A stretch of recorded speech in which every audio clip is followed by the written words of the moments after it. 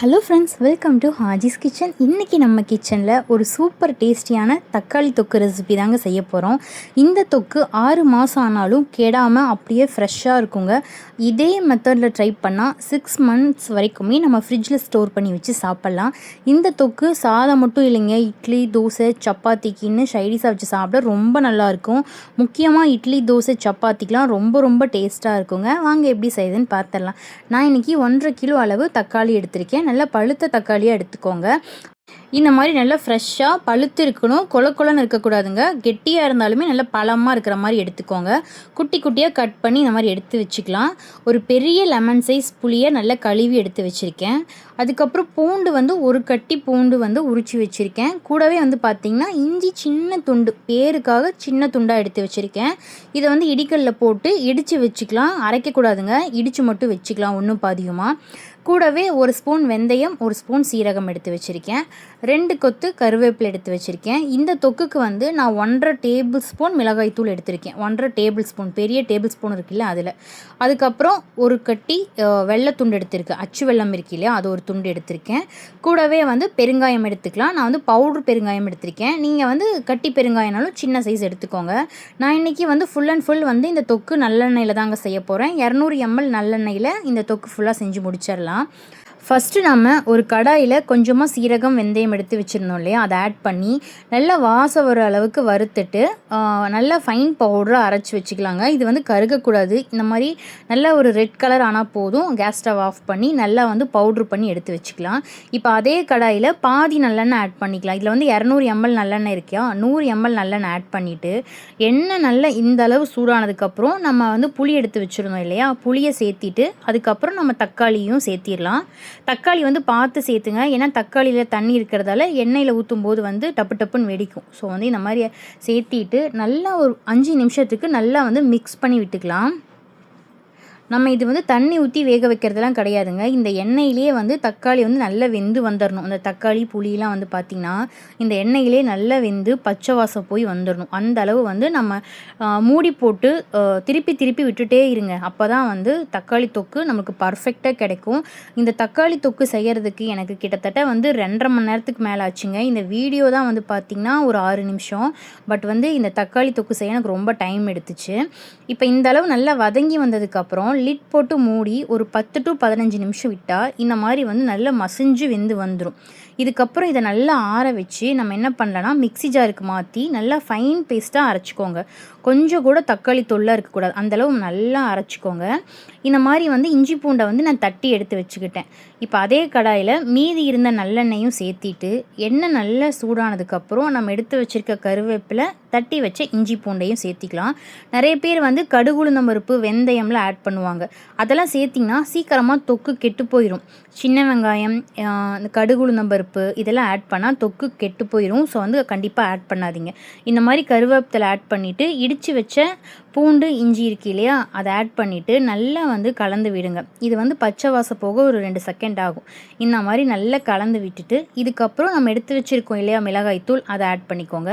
நான் இன்றைக்கி மீடியமான ரேஞ்சில் தான் காரம் ஆட் பண்ணியிருக்கேன். இல்லை உங்களுக்கு கொஞ்சம் ஸ்பைஸியாக சாப்பிட்ணுன்னா நீங்கள் 2 டேபிள் ஸ்பூனாக கூட ஆட் பண்ணிக்கோங்க. நான் இன்றைக்கி 1.5 டேபிள் ஸ்பூன் தான் ஆட் பண்ணியிருக்கேன். இந்த மாதிரி ஒரு 2 செகண்ட் மிக்ஸ் பண்ணி விட்டுட்டு நம்ம தக்காளியும் புளியும் அரைச்சி வச்சுருக்கோம் இல்லையா, அந்த பேஸ்ட்டை ஆட் பண்ணிக்கலாங்க. இது கூட பார்த்திங்கன்னா ஒரு பெரிய சொம்பு அளவு தண்ணி கலந்து சேர்த்திக்கலாம். ஏன்னா அப்போ தான் நல்லா வெந்து நமக்கு தொக்கு கன்சிஸ்டன்சி வரும். ஸோ நல்லா வெந்து பச்சை வாசம் எல்லாம் போகணும். ஃபுல்லாக பச்சை வாசம் போய் நல்லா எண்ணெய் பிரிஞ்சு வர அளவுக்கு நம்ம கொதிக்க வைக்கணும். ஸோ தண்ணி நிறைய சேர்த்திட்டு இது கூடவே தொக்குக்கு தேவையான அளவு கல்லுப்பையும் ஆட் பண்ணிக்கலாம். இந்த மாதிரி நல்லா கலந்து விட்டுக்கலாங்க. இப்போது பெருங்காயத்தை ஆட் பண்ணிக்கலாம். நான் இன்றைக்கி ஒரு சின்ன ஸ்பூனில் 1 ஸ்பூன் பெருங்காயத்தூள் சேர்த்திக்கிட்டேன். நீங்கள் பெருங்காய கட்டியாக இருந்துச்சுன்னா நம்ம சின்ன பூண்டு எடுத்தால் எந்த சைஸில் இருக்குமோ அந்த அளவு பெருங்காய கட்டியை இடித்து சேர்த்திக்கோங்க. இப்போ கூடவே நாம் அச்சு வெல்லம் ஒன்று சின்னதாக எடுத்து வச்சுருந்தோம் இல்லையா, அதையும் சேர்த்திக்கோங்க. இதெல்லாம் சேர்த்தும் போது தான் தக்காளி தொக்கோட டேஸ்ட் நல்லாயிருக்கும். இந்த ஸ்வீட்லாம் நமக்கு டேஸ்ட்டை என்ஹான்ஸ் பண்ணி தரும். அதனால தான் இந்த அச்சு வெல்லத்தை சேர்த்துறது. ஸோ கண்டிப்பாக சேர்த்திக்கோங்க, அப்போ தான் நல்லாயிருக்கும் தொக்கு.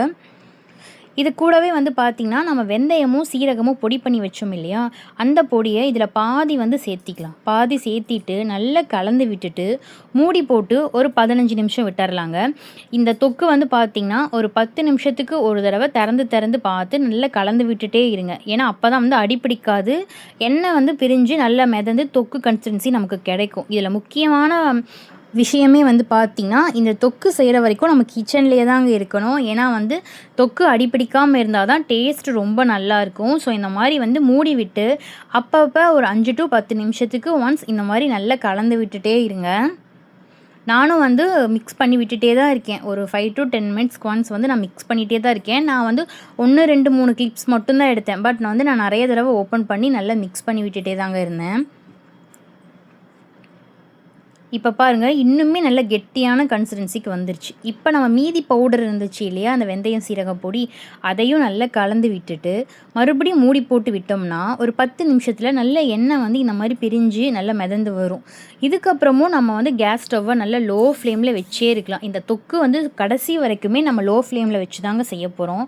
பாருங்கள், இப்போ வந்து நமக்கு தொக்கு கன்சிஸ்டன்சி சூப்பராக வந்துருச்சு. பட் இருந்தாலும் இனி கொஞ்சம் நல்லா வந்து எண்ணெயெல்லாம் நல்லா பிரிஞ்சு வரட்டும்.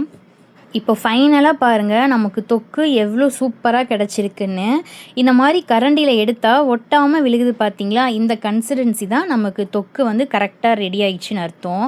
ரொம்ப ரொம்ப டேஸ்ட்டாக இருந்துச்சுங்க. சுட சுட சாதம் கூட பிணைஞ்சு சாப்பிட்டு பாருங்கள், அவ்வளோ டேஸ்ட்டாக இருக்கும். அதை விட முக்கியமாக நல்லா ஆறுனதுக்கப்புறம் நம்ம சப்பாத்தி கூடயோ இட்லி கூடயோ வச்சு சாப்பிட்டா ரொம்ப ரொம்ப நல்லாயிருக்கும். உங்கள் வீட்டில் உங்கள் குழந்தைங்க ஹாஸ்டல்லையோ இல்லை உங்கள் பசங்க வந்து வேலையில் இருக்காங்க, ஸோ வந்து பேச்சுலர்ஸாக இருக்காங்க, ஸோ அவங்களுக்கு ஒரு ரெசிபி செஞ்சு தரணும்னா கண்டிப்பாக இந்த ரெசிபியை செஞ்சு கொடுங்க. ரொம்ப டேஸ்ட்டாக இருக்குங்க. 6 மாதம் ஆனாலும் கெட்டு போகாது. முக்கியமாக வந்து பார்த்திங்கன்னா கண்ணாடி பாட்டில் இருக்குது இல்லையா, அதில் போட்டு வைங்க.